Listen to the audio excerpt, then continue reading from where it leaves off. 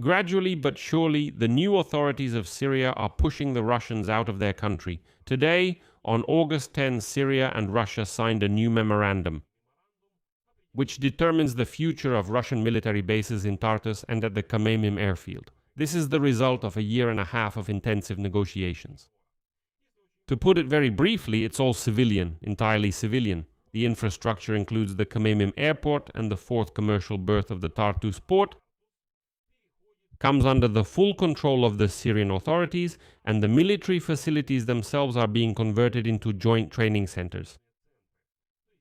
So now Russians no longer control Syrian military bases. They are there as hired specialists. If under Bashar al-Assad, Russians had full control over the bases and all the infrastructure in these two areas, now Syria has regained control of these bases. But for now, Damascus cannot completely push Russia out, and the reason is oil supplies. So in this episode, we'll break down the details of the agreement on military bases, the status of Russians as hired specialists with almost no rights, and why Syria still can't completely expel the Russians, even though the new president of Syria is still reorienting the country toward the west. Spoiler, the solution regarding the Russians is being offered to Trump by the president himself, the president of Syria.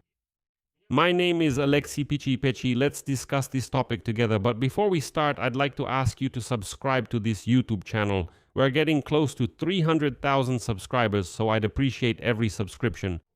It will literally take you a second, and I would appreciate it if you subscribe. So let's start with the memorandum between Russia and Syria that was signed today. According to Reuters, the Syrian authorities will take control of all civilian facilities, including the Khmeimim airport and the commercial pier of the Tartus port, which will allow them to gradually integrate these facilities into Syria's civil administration system. Military facilities will be repurposed into joint training centers under new agreements that take into account the interests of both sides. And the transition period is planned to be completed within 3 months. Separately, the main Directorate of Ports and Customs of Syria clarified that all commercial facilities in the port of Tartus, which were previously fully managed by Russia, will come under the control of the authorities, including berth number 4, as well as the related warehouses and other infrastructure facilities. The Syrian Ministry of Foreign Affairs called the document the most important achievement during the entire negotiation period, opening a new stage in bilateral relations. Here is a quote. After a year and a half of intensive negotiations, the fate of the 2 Russian bases in Khmeimim and Tartus has finally been decided, by reaching a memorandum of understanding which outlines the features of the next stage of relations between the two sides. And here I want to point out a very important and interesting detail. The Russian authorities have not yet officially commented on the statements from the Syrian side. They remain silent, which indicates that there is no victory for Russia in this news. If there were, they would already be shouting, "Look, we have maintained our military presence in Syria. Even the new president after Bashar Assad is on our side." No, they are completely silent about this memorandum, because if they start commenting, it turns out that the rights of Russians in Syria, as they say, are now very much restricted. And in fact, they no longer have any military bases there. Now that you know the main news, let me give you the historical context, without which it's simply impossible to understand the scale of the changes in Syria. I'll try to explain everything as simply as possible. And the Naval Logistics Support Facility in Tartus is Russia's only naval base in the Mediterranean, which has existed since 1971, that is, since Soviet times. In 2017, in that year, Moscow and Damascus under Bashar Assad agreed to station the Russian army at these facilities for 49 years, that is until 2066. The port was actively used during Russia's military operation in Syria to support the troop contingent fighting on the side of Bashar Assad's regime. In December 2024, armed groups, which is no longer a secret with the support of Turkey, overthrew Bashar Assad, and the former president resigned, fled, and received asylum in Russia. The new Syrian authorities, led by Ahmed Ashar, did not rule out keeping Russian military bases, but only if Damascus would benefit from it. In other words, he said directly that we might reach an agreement or we might not. At the same time, the press secretary of the Russian president, Bolding Vladimir Putin, Dmitry Peskov, еще тогда, back then, at the end of 2024 and the beginning of 2025, noted that the military presence of the unwashed Russians in Khmeimim and Tartus would become, quote, a serious topic of discussion with the new Syrian government. Well, even then they tried to intimidate there, saying, we'll see about that. It was reported back in April that the transitional administration of Syria wanted to change the status of the Khmeimim air base, turning it into a training and humanitarian center. Well, in other words, the current memorandum is the result of almost a year of pressure from the new authorities. At this point, it can be stated that Russia will lose control over the military bases but will maintain its military presence in Syria. This can be described as the status of these hired specialists on a very precarious footing. Why? Because the Russian military, these Russian Ivans physically, yes, they remain at the facilities, but they no longer control these facilities, the Syrian side does. So it's just like they've been allowed to be there, but they no longer control these military bases. At the same time, the legal basis itself, that very lease agreement until 2066,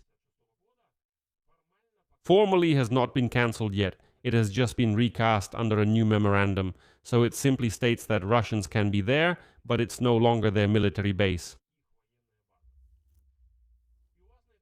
And at this point, you might have a question. Listen, why can't Damascus just go ahead and kick Russia out for good?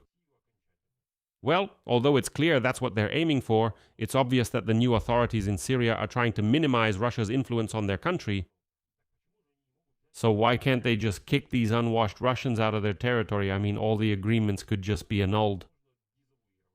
The same lease agreement until 2066 can actually be annulled. Why? Because this agreement was signed by the criminal regime of Bashar Assad, who fled and is now in Moscow. That's it, the agreement is annulled and forgotten, and the West would clearly help the new president kick the Russians out.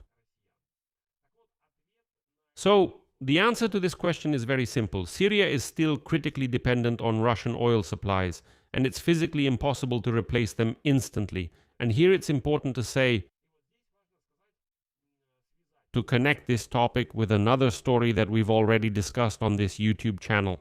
Just a few days ago, we covered this topic on this YouTube channel, but here we need to repeat it and connect it to this topic, namely the restructuring of Russian military bases in Syria. The thing is, at the same time as negotiations about the bases with the Russians, Syria is conducting separate negotiations with the US about lifting the remaining major sanctions.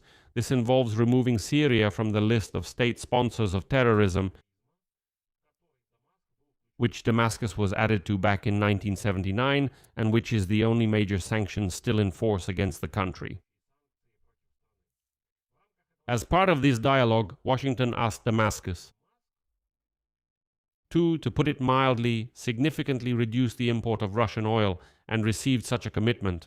In other words, Syria said, no problem at all, we can completely stop importing Russian oil. Formally, the US did not agree. They made it a direct precondition for lifting the sanctions. But according to a Syrian source, the Americans made it clear, stopping the purchase of Russian oil would increase the chances of quickly and smoothly removing the status of a state sponsor of terrorism. And here is the key detail that explains the very nature of this dependence on Russian oil. Syria depends on Russian oil not by choice but out of necessity and due to circumstances created by the previous regime of Bashar Assad. Syrian officials are openly asking for sanctions to be lifted from them first.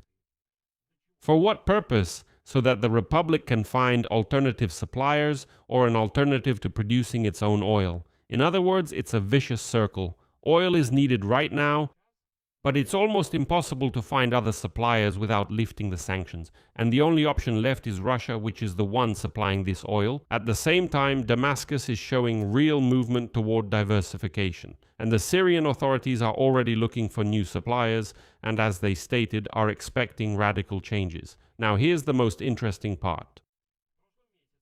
Last month, the French company Total Energies discussed a contract for the exploration of offshore fields. And in June, Syria signed an agreement with the American companies ConocoPhillips and Novoterra, to resume gas production. The U.S. State Department, for its part, stated that Washington urges Damascus to engage reliable corporate partners, first and foremost, of course, American businesses. And it expects Syria to comply with the sanctions regime against Russia.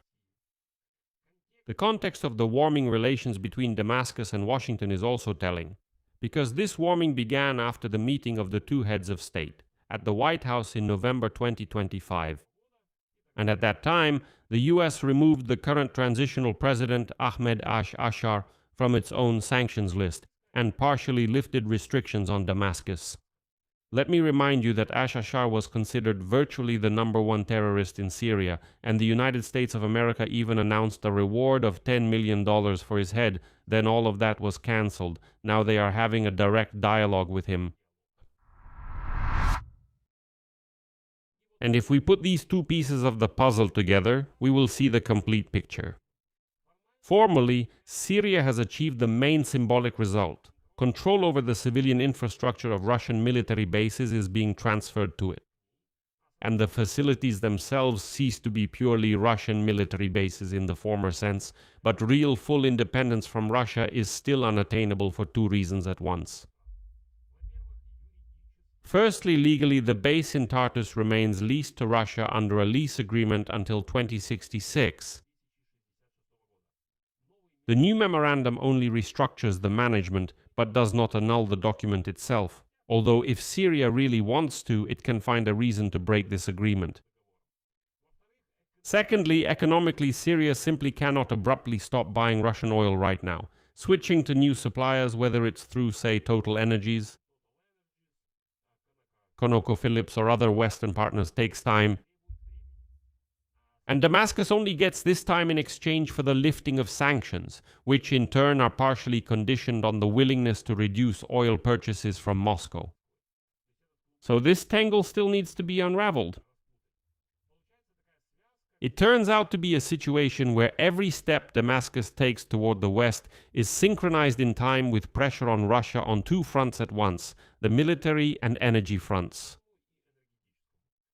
But a complete break is only possible step by step.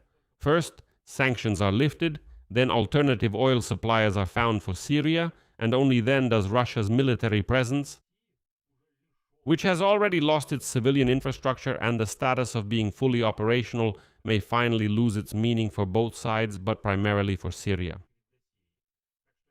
So Syria is clearly moving in the right direction, and the unwashed, savage Russians, I think, will soon be completely kicked out of this region. I'll leave it at that. Share your opinions and conclusions in the comments below this episode. Subscribe to the channel, hit the bell, and don't forget to like. If you want to support the work of this YouTube channel, you can do so financially by donating through the links and details in the description of this video. That's all for now. Take care of yourselves. Goodbye, everyone.